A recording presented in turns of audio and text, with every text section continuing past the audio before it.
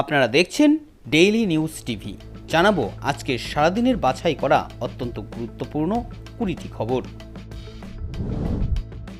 আরও বেপরোয়া টিএমসি ছাত্রনেতা মনোজিৎ, তার বিরুদ্ধে একের পর এক গুরুতর অভিযোগ।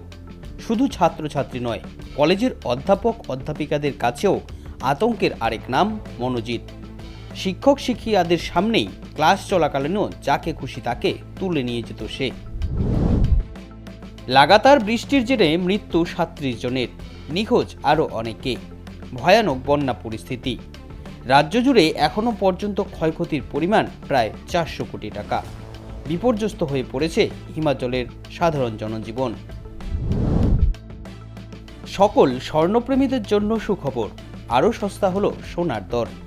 বিগত বেশ কিছুদিন থেকে সোনার দাম অনেকটা বেড়ে চলেছিল, কিন্তু এই সপ্তাহের শুরুতে সেই দাম কিছুটা নামে আজ এই দাম 1 লাখে আরও অনেকটাই নেমে গেল। আবারও ভয়াবহ ট্রলার ডুবি। বঙ্গোপসাগরে মাছ ধরতে গিয়ে ডুবে গেল মৎস্যজীবীদের একটি ট্রলার। এই ট্রলারে 13 জন মৎস্যজীবী ছিলেন। অচমকায় জল ঢুকে ডুবে যায় ট্রলারটি, তবে 13 জন মৎস্যজীবীকেই জীবিত উদ্ধার করা সম্ভব হয়েছে। এআই দিয়ে বানানো তার অশ্লীল ছবি পাচার করছে তৃণমূল ছাত্র পরিষদের নেতারা।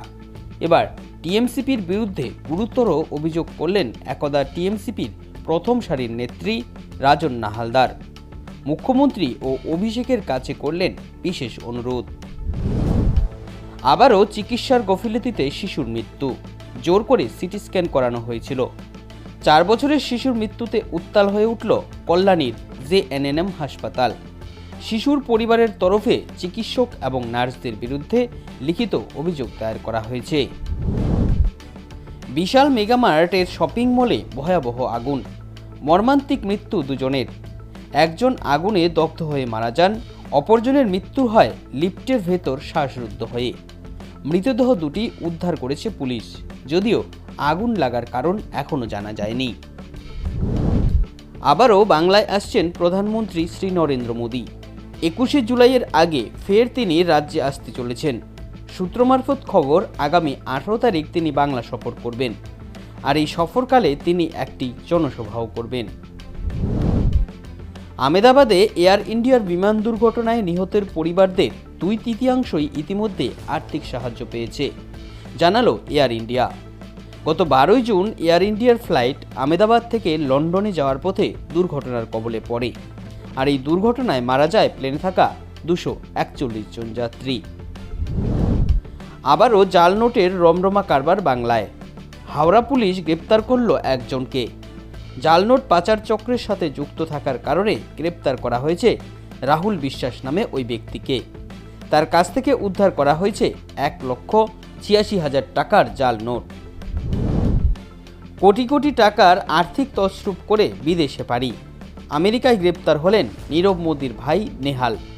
তাকে গ্রেপ্তার করে ভারতে নিয়ে এসে বিচার করার জন্য মার্কিন প্রশাসনের উপর চাপ তৈরি করছিল ভারতের 2 কেন্দ্রীয় তদন্তকারী সংস্থা সিবিআই এবং ইডি।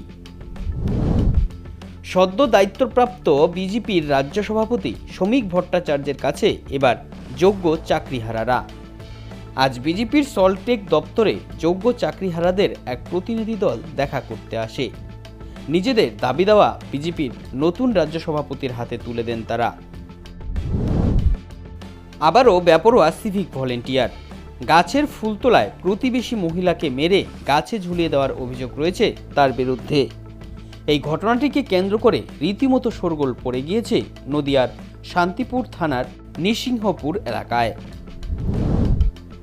আবারও টিএমসি নেতার গুন্ডাগিরি, রাস্তার মধ্যেই মহিলাকে মারধর। ঘটনাটি ঘটেছে ফালাকাটায়। ওই তৃণমূল নেতার অতিরিক্ত বাড়বাড়ন্তে গভীর ক্ষোভ দেখা যায় সাধারণ মানুষের মধ্যে। ঘটনার ভিডিও সামনে আসতেই বিজেপি নেতৃত্ব ফালাকাটা থানার সামনে বিক্ষোভ দেখায়। আরজিকর কাণ্ড নিয়ে তৃণমূল সরকারের বিরুদ্ধে প্রতিবাদ করার পর থেকেই শুরু হয়েছিল দুর্দিন। এবার গুনতে হলো আরও বড় মাশুল। শেষমেশ ডাক্তারি রেজিস্ট্রেশনটাও বাতিল করা হলো একদা তৃণমূল নেতা শান্তনু সেনের। তার রেজিস্ট্রেশন আপাতত 2 বছরের জন্য বাতিল করা হয়েছে। অবশেষে সমস্ত জল্পনার অবসান। ট্রাম্পের বিল পাশ হতেই নতুন দল গঠনের ঘোষণা করলেন ইলন মাস্ক। নাম দিলেন আমেরিকা পার্টি। তিনি জানিয়েছেন 2026 সালের ভোটেই তার দল প্রতিদ্বন্দ্বিতা করবে। বড় ব্যবধানে জয়ের হাতছানি। ভারত বনাম ইংল্যান্ডের মধ্যে চলা দ্বিতীয় টেস্টে অনেকটাই এগিয়ে ভারত। চতুর্থ দিন শেষে 3 উইকেট হারিয়ে 72 রান করেছে ইংল্যান্ড। জয়ের জন্য দরকার আরও 536 রান, আর ভারতের জয়ের জন্য প্রয়োজন 7 উইকেট। ফের তৈরি হলো গভীর ঘূর্ণবাত, যার প্রভাবে উত্তরবঙ্গ থেকে দক্ষিণবঙ্গ সর্বত্রই বৃষ্টির সম্ভাবনা রয়েছে। উত্তরবঙ্গে বিক্ষিপ্তভাবে হালকা থেকে মাঝারি বৃষ্টিপাত হলেও দক্ষিণবঙ্গের বেশ কিছু জেলায় আজ ভারী থেকে অতি ভারী বৃষ্টির সম্ভাবনার কথা জানাচ্ছে মৌসুম ভবন। এখনকার মতন খবর এতটুকুই। পরবর্তী খবর পেতে চোখ রাখুন আমাদের চ্যানেলে।